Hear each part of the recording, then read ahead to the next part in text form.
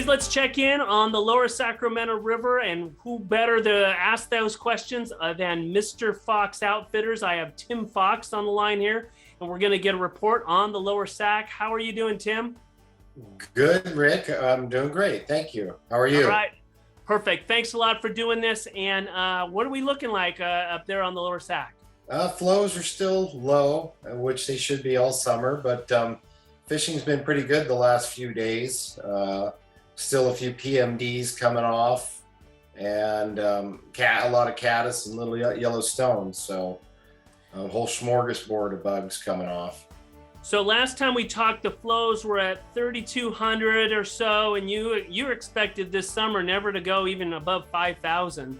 Even though optimal is much bigger. Are we still at about 32 and kind of down there? Yeah, they raised it to 35, so a little jump. We'll see how it goes this year, but I wouldn't expect it to be too much higher. Not a lot of expectations. Does it make it a little easier then to do some wading when you're at those lower levels in certain sections? Yeah, in certain sections it gives you more wading access. Normally, summertime flows are about 5 times higher than what it is right now. 4 times higher. And until the fish move into the shallows and start feeding on dries in the evening time, it's a pretty tough wading fishery.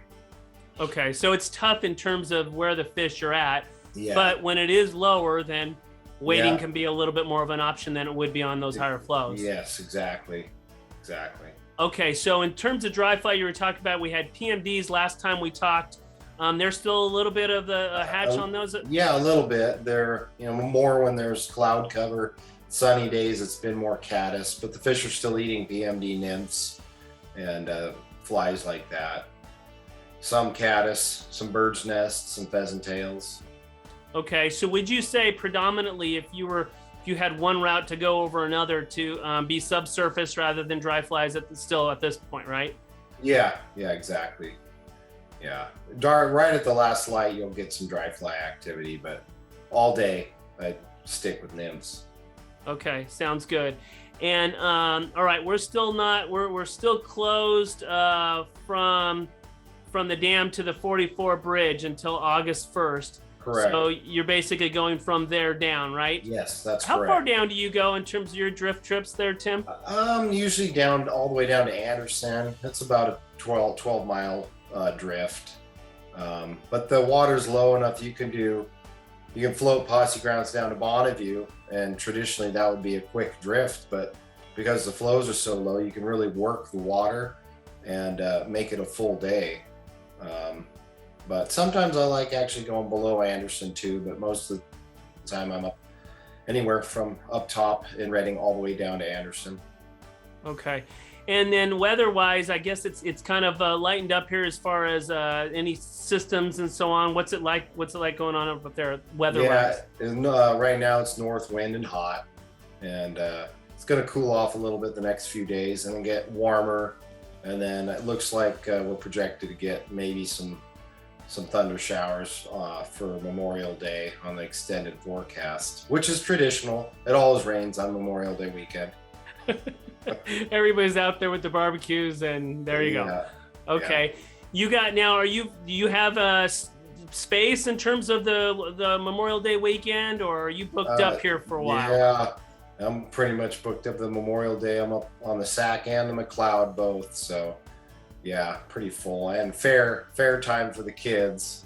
So fantastic. All right. Well, good. And anything else that you can kind of think of on the Sac that you would suggest to people in terms of areas that they should be targeting? It's the river fishes really well from Redding all the way down to Red Bluff, and even below that. It's just learning an area and knowing it. There's more people up top because more people are familiar with the upper part through Redding, but it fishes well all the way down. So just pick a spot. You have more access in Redding and Anderson, so pick a spot and learn it. Perfect. Fantastic. Hey, Tim, can you give us your contact information so if somebody wants to hook up with you, they can give you a call, or your website? Oh, sure. The website is MrFoxOutfitters.com, and Mr. is just MR abbreviation. No periods. That's it. And then phone numbers 530-949-0238, and all the info is on the website. And I know they can also maybe even pick up some of your flies there, right? That you custom tie. That's correct. Yes. In fact, next time maybe you can do a little Vanna White there for us and demo something on one of your flies. I'll do that for sure. So hold it up right to the screen and get it all fuzzy, and we'll see what that even works. All righty.